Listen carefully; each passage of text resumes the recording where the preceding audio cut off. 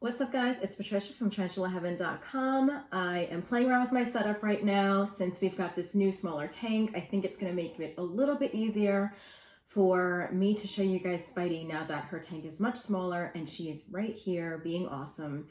And so anyway, today I wanted to talk about, for Tarantula Tuesday, how Spidey has been adjusting to her new enclosure.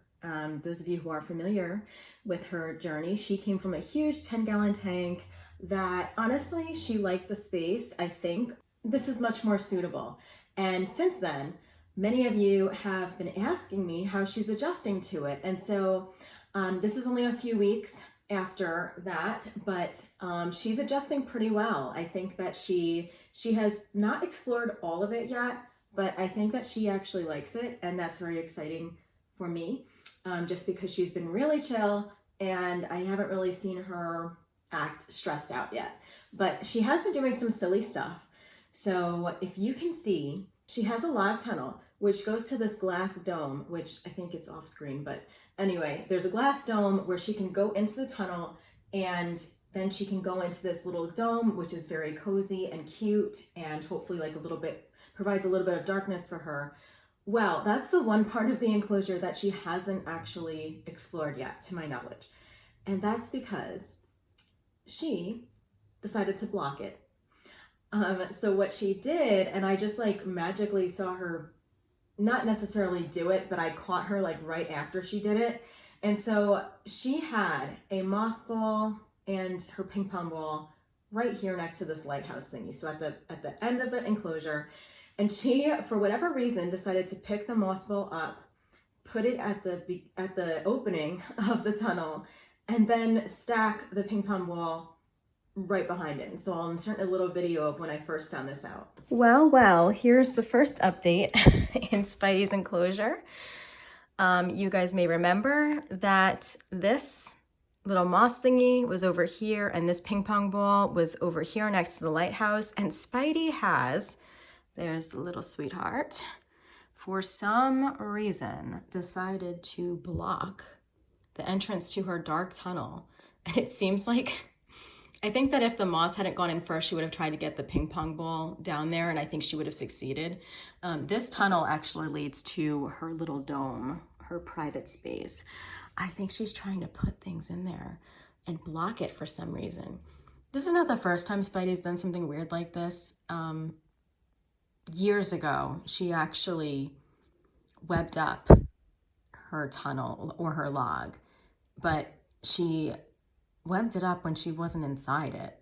So when she wanted to go in, she had to take the whole thing down and she couldn't get in her log. So Spidey does weird stuff like this. I'm not sure what her plan is, but I look very forward to keeping you updated. But yeah, she's just chilling right now. I don't know when she did this. She must have done this sometime today when I wasn't here, because I think last night the tank looked normal. So we'll see what her plan is. And like I said in that video, guys, it's not the first time she's done something like that. Spidey has locked herself out of her log tunnel many times, which I don't even think she's very happy about it, because as you can see, she is right at the opening of the log and just kind of laying against the moss ball. It's almost like she doesn't really know what to do.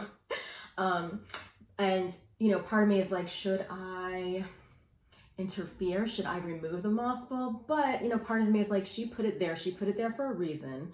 And so I'm sure that when she's ready, she will remove it. She is a very smart spider, and the moss ball is very, very light. And so she will be able to move it easily when she feels like it's time. And Spidey is kind of famous for her interior design projects, so I'm sure that there's some sort of genius behind what she's doing right now. And so yeah, so she moved the ping pong ball away from the moss ball, and it's now in the plants. And the moss ball's still there, and she actually, right now she's laying on it, the right side up. But a few days ago, I caught her kind of doing like a handstand movement on the moss ball. So she's using this weird ramp of a moss ball in different ways, which I think is really cute, endearing. I look very much forward to keeping you guys updated about what she's gonna do.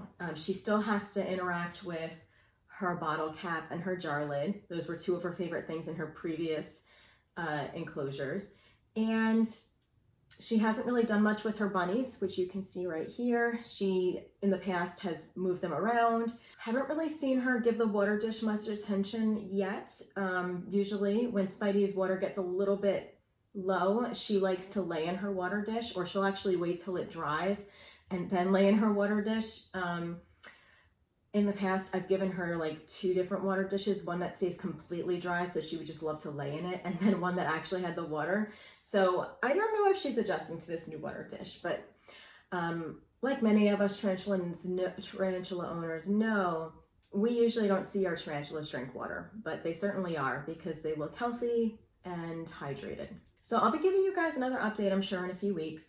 One thing that I did want to ask you guys, because I just started to think about it as I was going to make this video, is this is a smaller enclosure and I still have a lot of things in it. She does have some open spaces, but at times when the tarantula gets an urge to molt, will she molt in a place where she has enough room to do that? And I feel like I don't really necessarily need to worry about that, because I have heard stories about tarantulas molting in all types of tight situations, but I would be curious to know what you guys think about that. That may mean that I rearrange or pull some things out. I don't want to, but Spidey is a very old girl. I've been really lucky with her molts. They don't happen very often, but when they do, they're very stressful because she's so old. And I don't want to have a problem now because I decided to put too many things in her tank. So let me know what you guys think about the setup and if it poses any issues that you think. I'll leave a picture and also link a video to her enclosure redesign so that you guys can see the process. And yeah, by the way, in this setup, you can see the shrine that I made for the jealous cat. Maybe I'll do a shrine tour. I'm still working on it. It's not finalized, but we have the jealous cat's home right here, her beautiful cremation box, and a bunch of pictures and little relics.